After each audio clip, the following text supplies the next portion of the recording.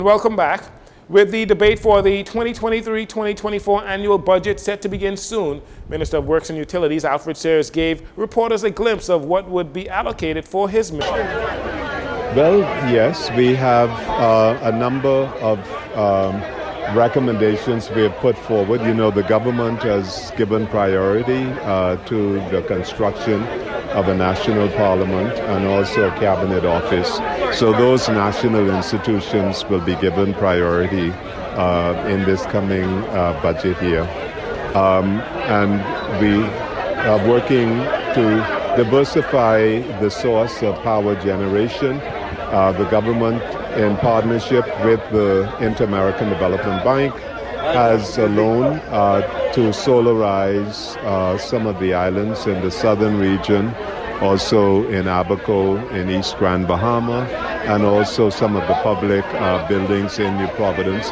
And BPL itself is working on a project which should be disclosed shortly. In addition to budget allocations, the minister announced the government has signed a number of public-private partnerships to accelerate infrastructure. And that has given the government a greater capacity. For example, in Exuma, with the roads, in Elupra, and a number of other family islands. We have a number of PPPs, and that gives the government to accelerate the infrastructural projects within the country. The 2023-2024 annual budget communication will be read in the House of Assembly. It will be read and tabled in the House of Assembly next week. The Ministry of Works and Utilities carried out promotion exercises this morning as well, with over 50 individuals out of 360 recommendations receiving those promotions. Minister of Works and Utilities Alfred Sayers was the keynote speaker and says this is a day of gratitude which proves that matters are being addressed. We don't get the people's situation right. It is difficult for us to fulfill our mission. So upon being appointed, I met with colleagues throughout the ministry, the Northern Compound. There were long-standing personnel matters. We took note of those personnel matters, and I want to commend the human resource colleagues in this ministry because they went and they got the file, they investigated the file, they prepared the recommendation, they got outstanding ACRs, and they provided them, they brought them forward to the PS, to myself for approval, and they went over to the Ministry of the Public Service. We continue to lobby on their behalf, and the Public Service Commission addressed these outstanding concerns, and today we are fortunate to be able to provide these letters of promotion, letters of transfer, letters of regularization. He goes on to say that this is just the beginning of a long process of addressing promotions. As for when the other submissions will be addressed, he says they are being processed.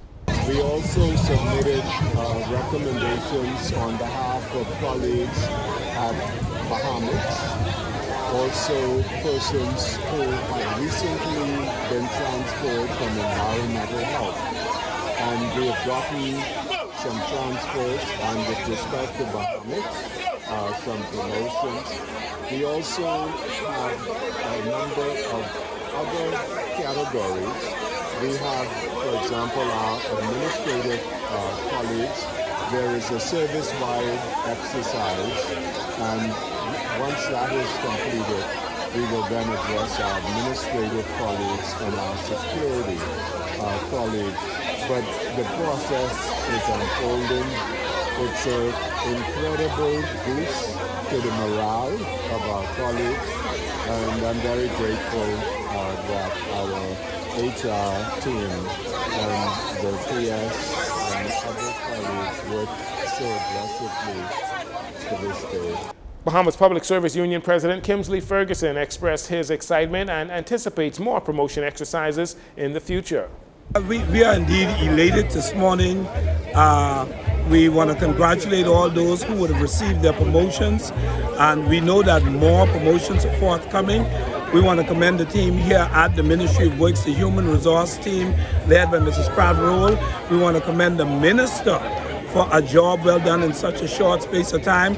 And we don't want to forget the hardworking persons at the Ministry of the Public Service who was able to execute the recommendations that were forwarded. And so we want to say thank you to them as well. And we are looking forward to similar exercises in the other ministries because there are a number of other public servants that are awaiting their long-standing promotions. And so today, we are indeed elated today. The Office of the Prime Minister's weekly press briefing took place on Grand Bahama. That was on Thursday, yesterday, with Senator Kirtland Russell giving an update on the revamped small home repairs project that is expected to help revive the island of Grand Bahama and bring comfort to many residents who are still recovering from Hurricane Dorian. Senator Russell, who is also the Deputy Director of Urban Renewal, says the revised program launched 2 weeks ago has greatly increased home repairs. The small home repair program started off much slower than anticipated.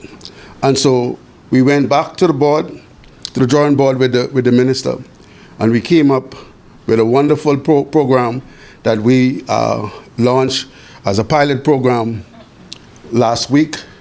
And this program will cause us to really aggressively accelerate this program. We started the program in West Grand Bahama, and just to see how the program worked, and it is working, I can say, actually much better than we had anticipated. Senator Russell said the program's pilot project is currently working on repairs to 42 homes on Grand Bahama that are expected to be completed within 2 weeks. He says although there is already a lot of residents that have applied, it is still not too late for those in need of home repairs to still apply.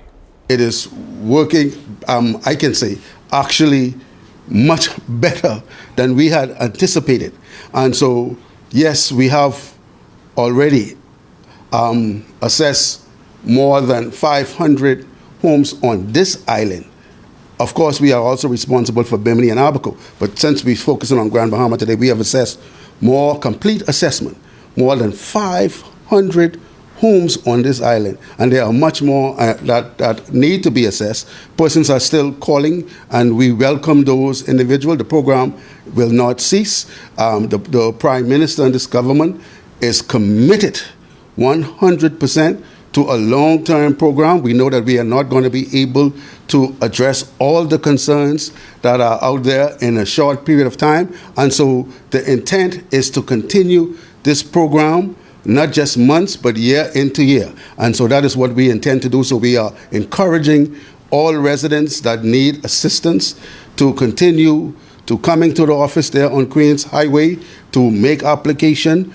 Call the office 352-6166, and we will get our engineers, our assessors, our team from the small home repair team led by Mr. Kyle Stewart to you in the shortest possible time, and then we will guide you and direct you as to when your repairs will begin. But the senator was also happy to announce that the revamped home repairs program will be duplicated throughout the Bahamas.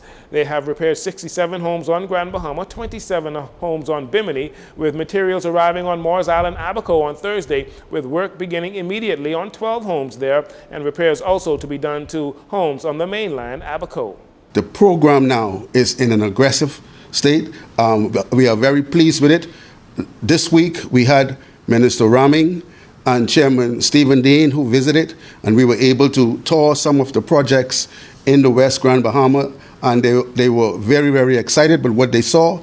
And the intention is to copy-paste this program throughout this country, because there is a need, as a dire need, a crying need, for small home repair throughout the length and breadth of this country. Senator Russell also announcing the opening of a new urban renewal office and a new social services office in East Grand Bahama, so residents in those areas do not have to travel all the way to Freeport, Grand Bahama to conduct business. The Republic of Ghana is in the country for a Ghana Caribbean Summit. That's a business summit, and they held that summit at the University of the Bahamas this week under the theme Building Stronger Ties, Ghana-Bahamas Relations and Investment Opportunities. Ministers of the government from Ghana and the Bahamas engaged in high-level meetings on bilateral relations and networking. Minister of Information in Ghana, Kojo Nkrumah, notes how important it is for stronger connections within the diaspora. So for the first cultural and spiritual reasons, it's important to reunite and give ourselves as an opportunity to meet and engage from then, even if for nothing at all. But secondly, we also are aware that there was a commercial reason for which the separation happened. And those commercial reasons still exist till today. It is because the Bahamas, the Caribbean platform, is a major platform for reaching the Americas and this part of the world. Just as Africa, Accra, is a good platform for reaching Africa, Europe, Asia, and the rest of the world. So the two nodes are very important connecting nodes. And so the second reason for which we are doing this is to give an opportunity to the people of the Bahamas and the Caribbean region and the people of Ghana and Africa to connect commercially as well and to connect on investment lines. He says he is excited for the opportunities and relationships the summit will bring about. And finally, hundreds attending the state-recognized funeral for the legendary boxer Ray Miners Jr. at Camp Road Ministries this morning, including present and former members of Parliament, members of the Bahamas Boxing Commission, Olympians, and a host of professional boxers trained by Ray Miners Jr., in addition to the bereaved family and friends. While giving condolences, Minister of Youth, Sports and Culture Mario Boleg says there could not be a finer champion than Ray Miners Jr. There's no greater champion than a man who has given selflessly of himself to state, to the development of a sport nationwide and family. The Bahamas has lost an elite boxer, an exceptional human being, but more importantly, a builder, not a carpenter or a contractor, but one who built character with boxing gloves. Minister Boleg praised Miners for his commitment to the sport of boxing and to the country. Meanwhile, speaking on behalf of Prime Minister Philip Davis, Deputy Prime Minister Chester Cooper says Ray Miners Jr. was not only a champion in the boxing ring, but also a champion of life beyond the ring. Let us not simply mourn Ray's passing. Instead, let us celebrate his life, his achievements and his contributions. Let his story of hard work, determination and triumph over adversity continue to inspire and motivate generations to come. And finally, we must continue to keep his memory alive within our hearts, within our narratives, and within our actions. Ray Miners Jr. may no longer be with us in person, but his legacy is forever etched in our nation's history and in the hearts of every Bahamian. Our thoughts and our prayers are with the bereaved family at this most difficult time. And may you find comfort in the outpouring of love and respect for a man who is in every sense a true national champion. The sermon was delivered by Reverend Dr. Ivan Butler Jr., who spoke on the theme, I have fought the good fight, based on 2 Timothy chapter 4, verses 7. But Ray bore many scars for his battles. But he also won many medals and awards for his battles in the various fights that he had. He made our country proud.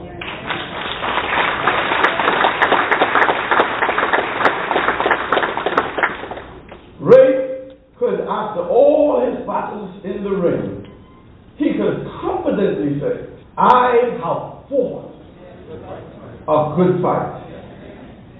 I want to say this to all of you. If you want to take a page out of Ray's book, whatever you pursue, be sure that you are prepared. If you work hard at your craft, and you can learn this from Ray, at the end of your day, you will be able to say, I have fought a good fight. Reverend Butler ended by saying the country is indebted to Ray Minus Jr. because he guided many young men to positive things, even when it was not easy for him, especially financially. Interment was held at the Lakeview Memorial Gardens. The charismatic pro boxer died at the Princess Margaret Hospital on April 27th at the age of 58 years old. He was diagnosed with Lou Gehrig's disease, commonly known as ALS, and he died due to complications from that disease. His family has promised to help promote a greater awareness of the disease that currently has no cure. That'll do it for your JCN Evening News. Once again, I'm Jcn Saunders. Thank you so much for joining us.